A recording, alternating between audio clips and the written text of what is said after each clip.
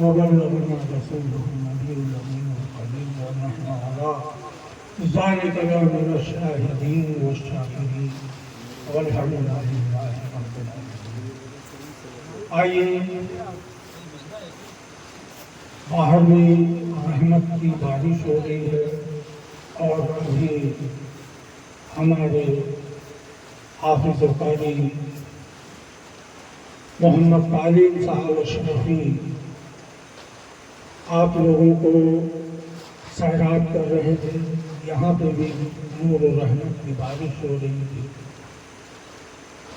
میں ہمت نہیں ہے کہ میں کچھ گفتگو کروں، بس یوں ہی ایک واقعہ، کیونکہ آپ نسبت کے بارے میں بات کر رہے تھے، اسی نسبت کے متعلق ایک چھوٹا سا واقعہ بیان کروں گا.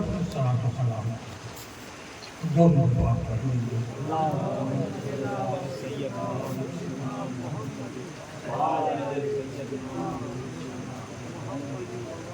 کیوں کھانا زیادہ ہو گیا ہے یا کھانا کھائے نہیں؟ آواز نہیں نکل رہی. کریے دے دے. اللهم صل على سيدنا مولانا محمد وعلى سيدنا مولانا محمد وبارك وسلم.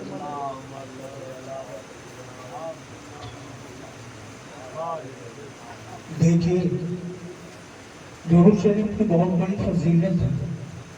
ایک صحابہ رسول پاک صلی اللہ علیہ وسلم کی بارگاہ میں حاضر ہوئے اور حاضر ہونے کے بعد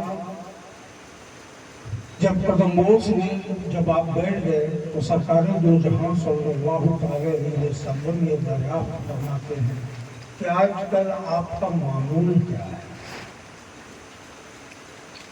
وہ صحابی فرماتے ہیں یا رسول اللہ، میں یہ جو رات ہے اللہ تبارک و تعالیٰ نے عام لوگوں کے لیے،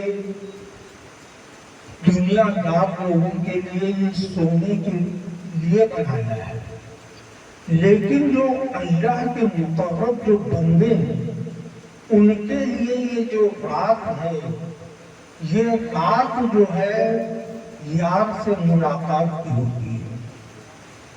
یہ یار سے ابھی آپ دیکھ لیجئے، اور کیجئے اس بات کو، لیلۃ القدر رات، شب برات رات، شب معراج رات. یہ بتانے کی بات نہیں ہے، اگر اس پہ گفتگو کی جائے تو پوری رات چلی جائے گی. سمجھنا یہ ہے کہ یہ رات ہی ایک ایسی چیز ہے جو یار سے ملاقات کی. تو جو اللہ والے جو ہوتے ہیں یہ راتوں کو سوتے نہیں بلکہ اپنے یار کی بارگاہ میں عبادت و ریاضت میں اس سے ملاقات میں یہ وقت جو ہے گزارتے ہیں. تو یہ جو رات ہے یہ رات کی بڑی فضیلت ہے. اللہ والے پوری رات جو ہے تو وہ حضور صلی اللہ علیہ وسلم دریافت کر رہے ہیں کہ آپ کا معمول کیا ہے رات کا، آپ کرتے کیا ہیں؟ تو انہوں نے فرمایا، بولے یا رسول اللہ، میں پوری شب کو 4 حصوں میں تقسیم کرتا ہوں، جس میں 3 حصہ میں اللہ کی عبادت کرتا ہوں اور 1 حصہ آپ پر درود بھیجتا ہوں. اللہ کی عبادت کرتا ہوں 3 حصے میں اور 1 حصے میں آپ پر درود بھیجتا ہوں. سرکار فرماتے ہیں اس سے زیادہ کرو، یعنی کہ مجھ پہ زیادہ درود بھیجو. کچھ دنوں کے بعد میں پھر سرکار دریافت کرتے ہیں تو آپ فرماتے ہیں کہ میں نصف رات، آدھی رات اللہ کی عبادت کرتا ہوں اور آدھی رات آپ پہ درود بھیجتا ہوں. پھر کچھ عرصہ بعد سرکار پھر دریافت کرتے ہیں کہ اب کیا کرتے ہو؟ تو بولے یا رسول اللہ میں ایک حصہ اللہ کی عبادت میں گزارتا ہوں، 3 حصہ جو ہے آپ پہ درود بھیجتا ہوں۔ تو درود کی اتنی بڑی فضیلت ہے، آپ لوگ جو ہے درود کی آواز یہاں تک کے نہیں آ رہی ہے، پڑھیے درود اٹھا کے اتنا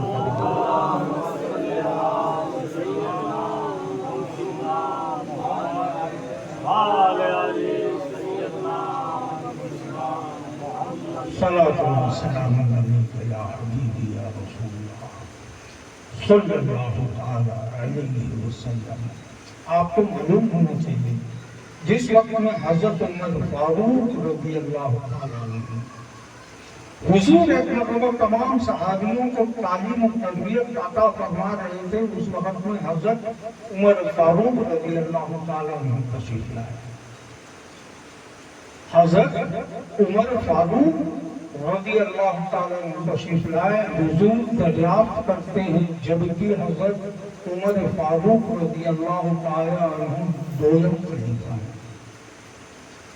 پہلے حضرت ابوبکر صدیق، دویم میں حضرت عمر فاروق رضی اللہ عنہ۔ عمر فاروق رضی اللہ تعالی عنہ سے آپ فرماتے ہیں کہ اے عمر یہ بتاؤ کہ تم مجھے کتنا چاہتے ہو، تم مجھے کتنا چاہتے ہو؟ حضرت عمر فاروق رضی اللہ تعالی عنہ فرماتے ہیں یا رسول اللہ، میں اپنے جان کے بعد سب سے زیادہ عزیز آپ کو رکھتا ہوں، میں اپنے جان کے بعد سب سے زیادہ عزیز آپ کو میں سمجھتا ہوں۔ سب کے رہن قربان رہیں سرکار دو عالم صلی اللہ علیہ وسلم یہ فرماتے ہیں کہ کامل مومن نہیں ہو سکتے۔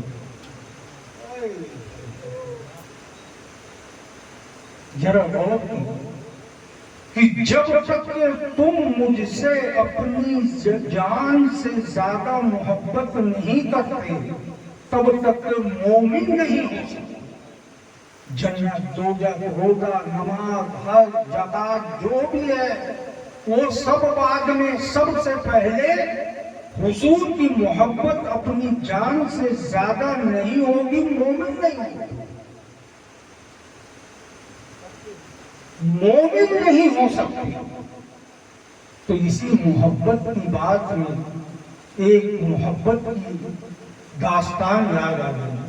سرکار دو جہاں صلی اللہ علیہ وسلم جب مکہ معظمہ میں، اس وقت میں مکہ معظمہ میں تمام مکہ کفر میں ڈوبا ہوا تھا، یہودی بھی رہتے تھے اور بھی تمام لوگ جو ہے وہاں رہتے تھے، پارسی رہتے تھے، آگ پرست رہتے تھے، بت پرست رہتے تھے، سبھی رہتے تھے۔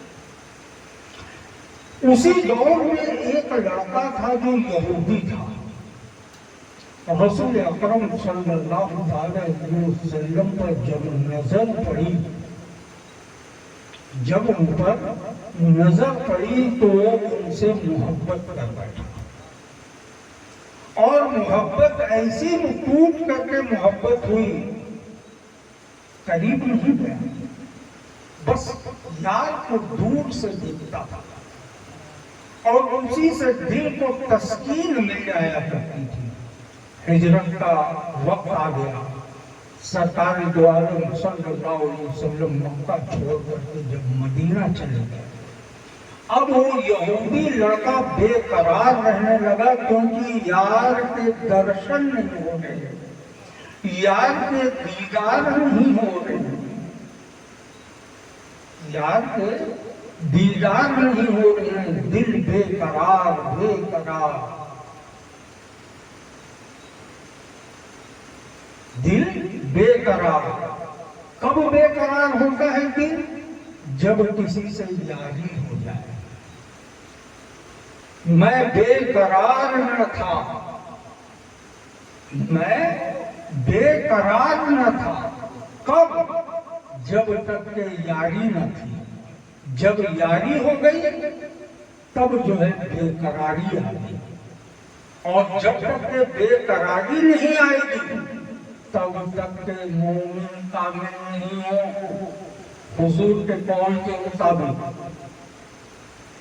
اب اس کو بے قراری، ایسی بے قراری، ایسی درد، ایسی تکلیف، کیونکہ یار کے دیدار نہیں ہو رہے، آخر کار وہ بیمار رہنے لگا۔ ایسا بیمار ہوا، کھانا پینا سب دشوار ہو گیا، بالکل سوکھ کر کانٹا ہو گیا، اور اپنے باپ ماں کا اکلوتا اولاد تھا، اپنے ماں باپ کا اکلوتا اولاد تھا۔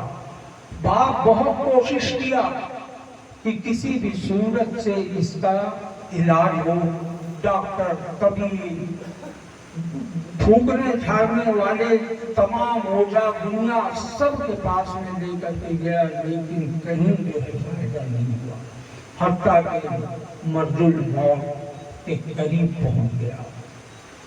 موت قریب ہے۔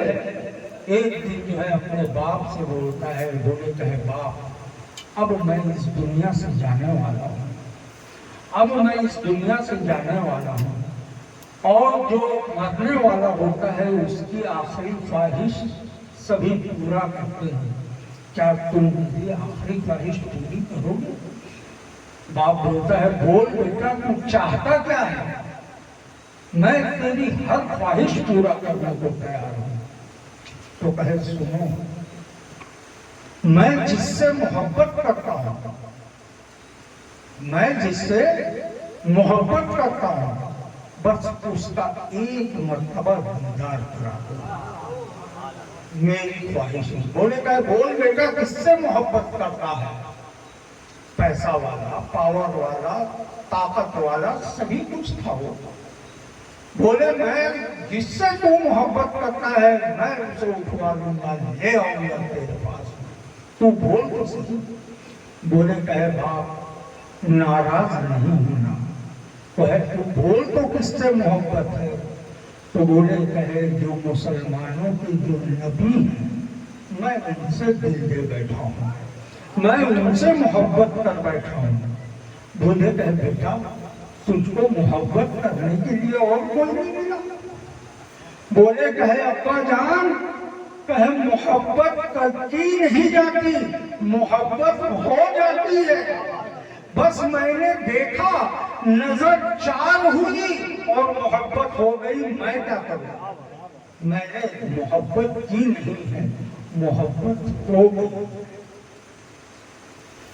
کہ بس میں ان کا دیدار کرنا چاہتا ہوں۔ اس کا باپ قاسم بھیجا مدینہ پاک، جا کر کے حضور صلی اللہ علیہ وسلم کو تمام واقعات سنائے۔ سرکار دو جہاں صلی اللہ علیہ وسلم خود چل کر کے آئے، دونوں جہاں کے مالک و مختار وہ چل کر کے آ رہے ہیں ایک عاشق کے لیے۔ ارے ابھی وہ ایمان لایا نہیں۔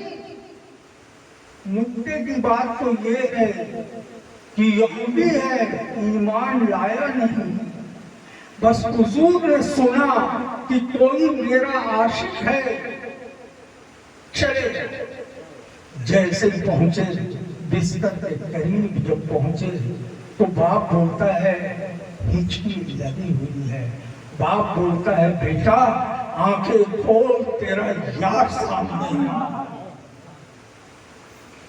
جیسے ہی آنکھ کھولا چہرے پہ تبسم آ گئی، اپنی پوری طاقت لگا کر کے اس نے بس ایک سوال کیا، بولے کہے کہ یا رسول اللہ میں نے آپ کا مذہب اختیار نہیں کیا ہے، میں نے آپ پر ایمان نہیں لایا ہے، میں صرف ایک یہودی ہوں، یہودی جو قانون ہے اس کے مطابق میں چلتا آ رہا ہوں۔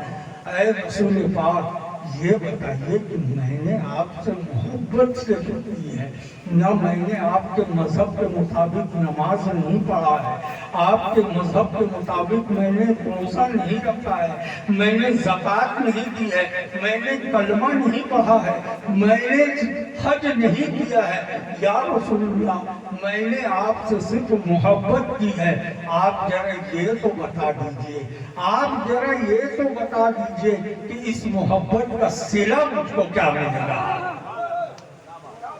اس محبت کا صلہ مجھ کو کیا ملے گا۔ رسول پاک صلی اللہ علیہ وسلم ایک پل بھی نہیں گنوایا، ایک لمحہ بھی نہیں گنوایا۔ سمجھنے کی بات یہ ہے کہ یہ مائک جو ہے میرا نہیں ہے، یہ مائک جو ہے کرائے پہ آیا ہوا ہے، اس کا مالک کوئی اور ہے، لیکن اس وقت میں میرے پاس میں موجود ہے یہ، اس وقت میں میرا، لیکن مالک تو میں نہیں ہوں۔ جب میں مالک نہیں ہوں تو میں کسی کو اٹھا کر کے کیسے دے سکتا ہوں اس مائک کو۔ اسی طریقے سے جو ہے جنت، لوگ کہتے ہیں کہ جنت کا مالک وہ خدا برحق ہے، وہ جسے چاہے جنت عطا کرے، جسے چاہے دوزخ عطا کرے۔ آپ رسول اکرم صلی اللہ علیہ وسلم سے جب اس یہودی لڑکے نے جب سوال کیا تو آپ یہ کہہ سکتے تھے، آپ یہ بتا سکتے تھے کہ رک جا بیٹا، 2 منٹ رک، میں خدا سے پوچھ لیتا ہوں کہ خدا تیری محبت کا جو ہے صلہ کیا دے گا، لیکن نہیں، ایک پل بھی جو ہے گنوایا نہیں، اور ایک پل گنوائے بغیر آپ نے کہا کہ میری محبت کا صلہ یہ ہوگا کہ تجھے جنت میں اعلیٰ مقام ملے گا۔ یعنی کہ مختار کائنات ہیں، جو چاہے مانگ لو، مختار کائنات ہیں، جو چاہے مانگ لو، اٹوٹ محبت کرو سرکار دو جہاں سے، سب کچھ تمہیں عطا ہوگا۔ میرے دوستو، اتنا سننا ہوا، اتنا سننا ہوا کہ آپ جو ہے وہ یہودی لڑکا کہتا ہے پھر یا رسول اللہ اپنا دست مبارک آگے بڑھائیے اور مجھ کو کلمہ پڑھا دیجیے۔ سرکار دو جہاں نے انہیں کلمہ پڑھایا، جیسے ہی اس کی زبان سے محمد رسول اللہ نکلا ویسے روح پرواز کر گئی، ویسے ہی روح پرواز ہو گئی۔ اب اس کا باپ یہودی یہ کہنے لگا، اے مسلمانوں کے نبی، اب یہ تو ہمارے جات دھرم کا رہ نہیں گیا، یہ تو جو ہے آپ کا مذہب قبول کر لیا، اب آپ جو ہے اپنے مذہب کے مطابق اس کا دفن کیجئے، انتم سنسکار کیجئے، جیسا آپ کا مذہب کہتا ہے اس کے مطابق جو ہے آپ کیجئے، کیونکہ اب یہ میرے مذہب کا نہیں رہ گیا ہے۔ سرکار دو جہاں صلی اللہ علیہ وسلم فرشتوں کو حکم دیتے ہیں کہ اس کا جنازہ اٹھاؤ اور لے کر کے چلو۔ جو حضور کے بتائے مطابق جو جنازے کا جو رسم ہے وہ تمام ادا ہوتا ہے، غسل کرایا جاتا ہے، کفن پہنایا جاتا ہے، خوشبو لگائی جاتی ہے، عطر لگایا جاتا ہے، کافور لگایا جاتا ہے، اور تمام کلمہ شہادت پڑھتے ہوئے کاندھے پر اٹھا کر کے جنازہ لے کر کے چل رہے ہیں۔ سرکار دو جہاں بھی اسی مجمع میں چلے جا رہے ہیں۔ لوگوں نے دیکھا، صحابیوں نے دیکھا کہ کیا دیکھ رہے ہیں کہ سرکار دو جہاں اپنے انگوٹھے کے بل چل رہے ہیں، اپنے انگوٹھے کے بل چل رہے ہیں۔ تو تمام صحابوں نے دیکھا کہ یہ منظر کیا ہے، یہ سمجھ میں نہیں آ رہا ہے کہ حضور جو ہے معمول کے خلاف آج انگوٹھے کے بل چل رہے ہیں، پنجے جو ہے اٹھے ہوئے ہیں، ایڑیاں اٹھی ہوئی ہیں، آپ جو ہے انگوٹھے کے بل چل رہے ہیں۔ آپ نے دریافت کیا، لوگوں نے دریافت کیا، بولے یا رسول اللہ ہمارے ماں باپ قربان، آپ معمول کے خلاف چل رہے ہیں، انگوٹھے کے بل چل رہے ہیں، ایسا تو آج تک کے کسی جنازے میں آپ نہیں چلے، ایسا کیوں چل رہے ہیں؟ سرکار دو جہاں صلی اللہ علیہ وسلم یہ فرماتے ہیں کہ اے لوگوں سنو سنو، اللہ تبارک و تعالی نے اس کے جنازے میں اتنے فرشتے نازل کیے ہیں، اتنے فرشتے نازل کیے ہیں کہ پیر رکھنے کی جگہ نہیں ہے، اس وجہ سے میں انگوٹھے کے بل چل رہا ہوں۔ دونوں کے پاس پڑھ لیجئے۔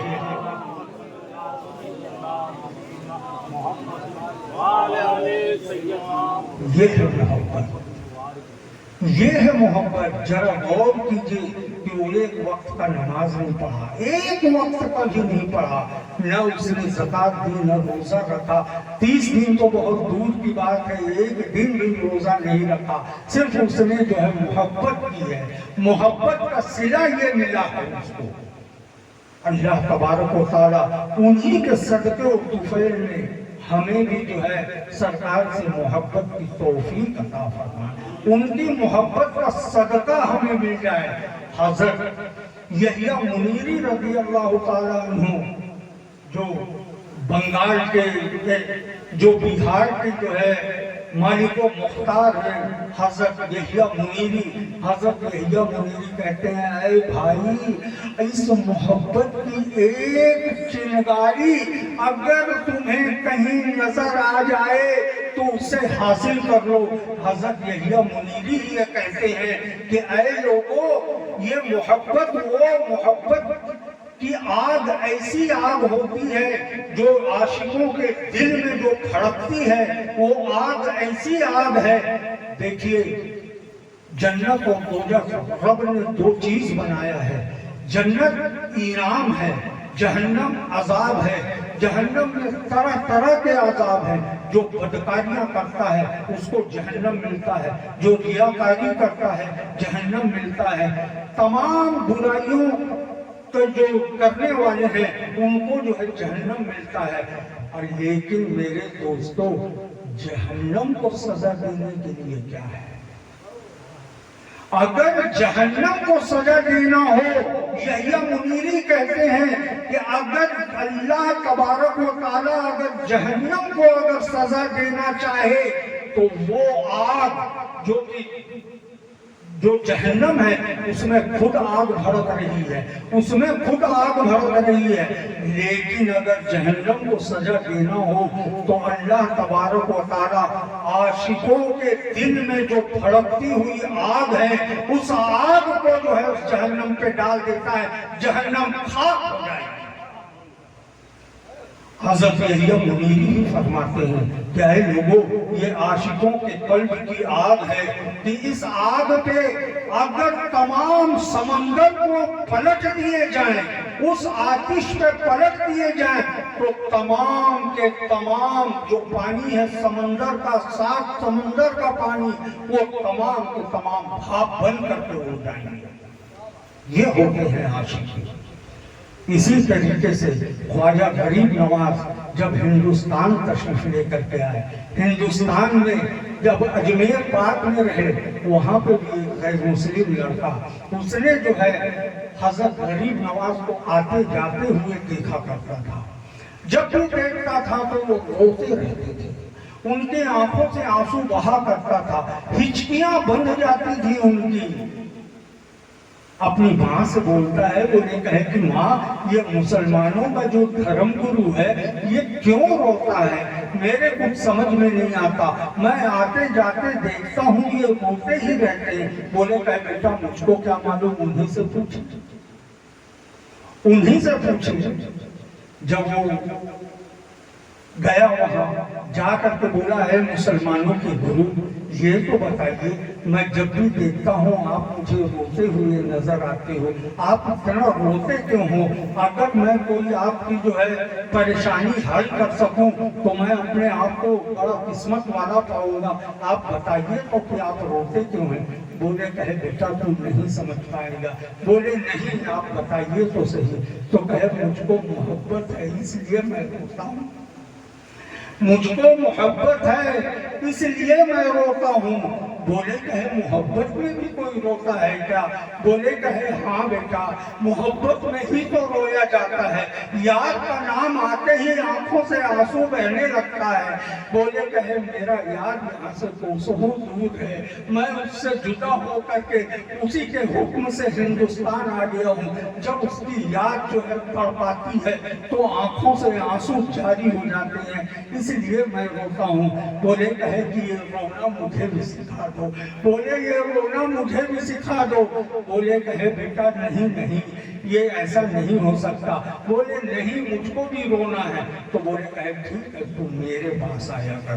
وہ ان کے پاس آنے لگ گیا، بیٹھنے لگ گیا، تھوڑے دن میں جو ہے وہ ان کے بغیر رہنے نہیں لگا، بس مختصر تھا، وہ ان کے بغیر رہنے نہیں لگا۔ اس کے بعد میں سرکار غریب نواز نے یہ فرمایا، بولے کہے کہ اے شخص اب ایک کام کر کہ تو 3 دن جو ہے میرے پاس میں نہیں آئے گا، مجھ سے ملاقات نہیں کرے گا۔ بولے کہے کوئی بات نہیں، چوتھے دن تو آ سکتا ہوں۔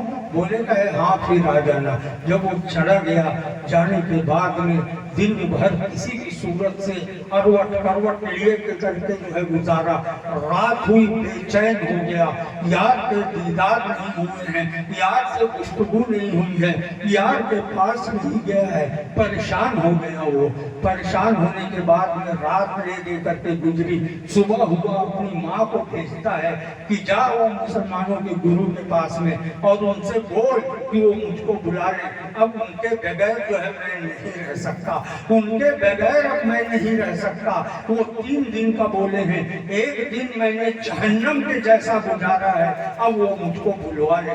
بولے کہے گئے، جا کر کے ماں بولی، بولے کہے کہ ایسی بات ہے؟ بولے نہیں، اس نے وعدہ کیا ہے 3 دن کے لیے۔ جب وہ جا کر کے بتائی، بولے اس دن تو اور زیادہ بے قراری آ گئی، تب جو ہے اپنی ماں کو بھیجتا ہے۔